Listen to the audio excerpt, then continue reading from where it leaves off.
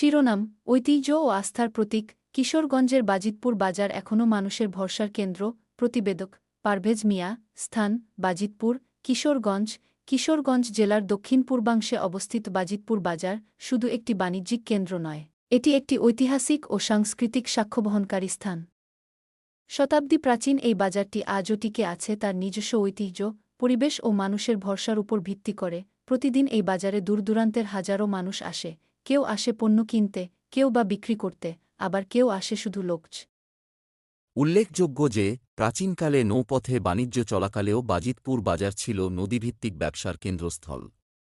আজও সেই ধারা রয়ে গেছে, শুধু বদলে গেছে বাহন ও প্রযুক্তি। বাজারের কিছু বৈশিষ্ট্য: প্রতিদিন সকাল থেকে সন্ধ্যা পর্যন্ত খোলা, সাপ্তাহিক হাটের দিন শনিবার ও মঙ্গলবার। নিরাপত্তা ও পরিচ্ছন্নতা ব্যবস্থা আগের তুলনায় উন্নত হয়েছে, মোবাইল ব্যাংকিং ও ডিজিটাল পেমেন্ট ব্যবস্থা চালু।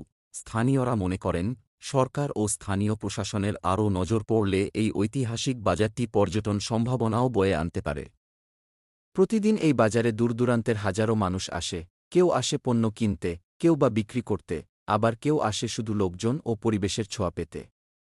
সরারচর, গজারিয়া, হিলচিয়া, মিঠামিন এমনকি নিকলি থেকেও বহু মানুষ এই বাজারে আসেন প্রয়োজনীয় সবকিছু এক জায়গায় পাওয়ার আশায়। বাজারের ব্যবসায়ীরা বলেন, বাজিতপুর বাজার মানেই আস্থা।